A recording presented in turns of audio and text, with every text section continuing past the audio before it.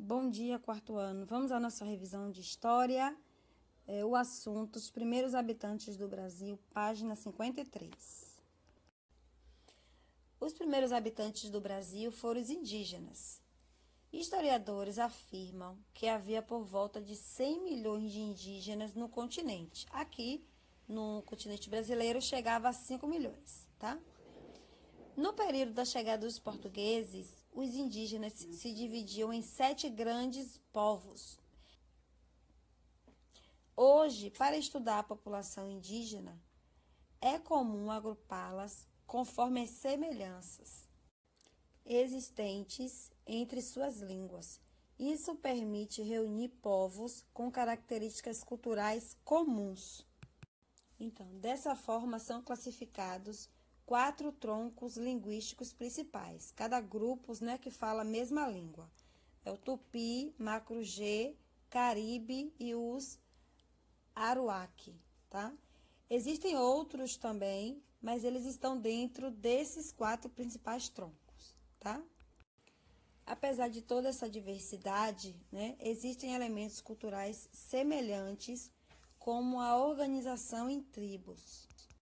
Uma tribo é um grupo de famílias que fazem sua aldeia em uma mesma área, falam a mesma língua e têm os mesmos costumes e um sentimento de união entre si.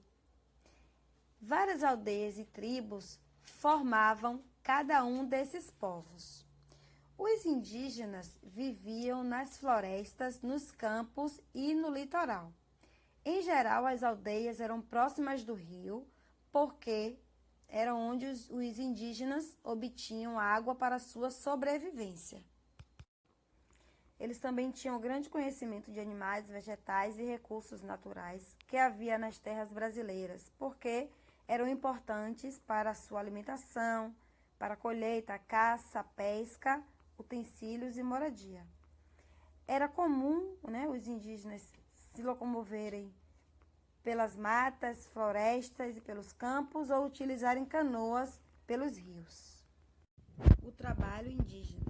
A maior parte dos povos indígenas vivem da coleta de frutas da floresta, cacau, maracujá, jabuticaba, vivem da agricultura, da colheita da mandioca, do milho, vive da caça de animais, anta, tatu, e vive da pesca, de peixe, pacu, piaba, Geralmente as roças pertenciam a todos da tribo, os alimentos também eram divididos entre todos, tá?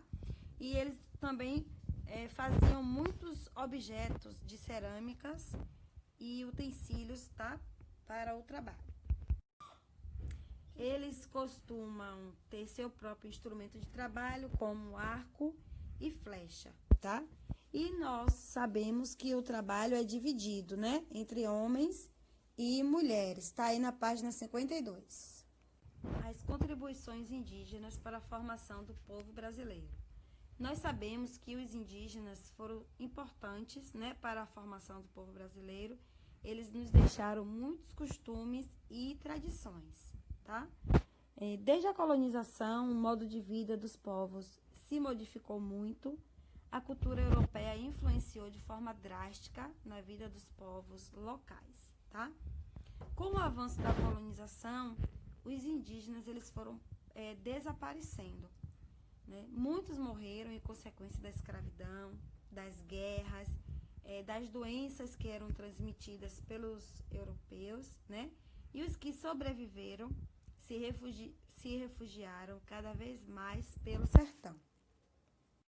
Vejam na página 55 alguns hábitos, costumes, que nós herdamos dos indígenas. A relação entre indígenas e portugueses. Nós já estudamos, também sobre essa questão. O contato dos indígenas brasileiros com os europeus foi extremamente prejudicial para os nativos, No início, os indígenas foram de grande serventia para os europeus, pois conheciam que existia. Os europeus se aproveitavam para trocar com eles objetos como espelhos pelas riquezas que lhes interessavam. Entretanto, quando Portugal decidiu ocupar as terras brasileiras, os indígenas eram vistos como um entrave, né? Como algo que ia atrapalhar aquela situação, já que muitas lutas ocorreram em virtude de eles terem tentado se defender suas terras, né? Para tomar as terras, os portugueses chegavam a matar os nativos ou até mesmo transmitir-lhes doenças. Então, uma grande quantidade de aldeias foi dizimada pelas lutas com os europeus e por doenças adquiridas pelo contato com os portugueses, né? Varíola, sarampo, coqueluche, essas doenças eram muito sérias, né, na época e matavam os indígenas, já que eles não tinham anticorpos para se defender contra elas. Eles foram enganados, explorados, escravizados e, em muitos casos, massacrados pelos portugueses. Eles eram tratados como selvagens que precisavam ser domesticados.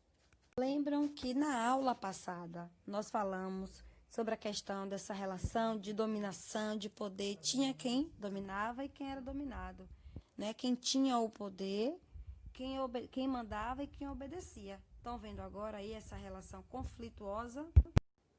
Então, hoje em dia, a estimativa é que existem 206 etnias e 170 línguas nativas indígenas, tá? Entretanto, ainda existem tribos que vivem em locais de difícil acesso na Amazônia.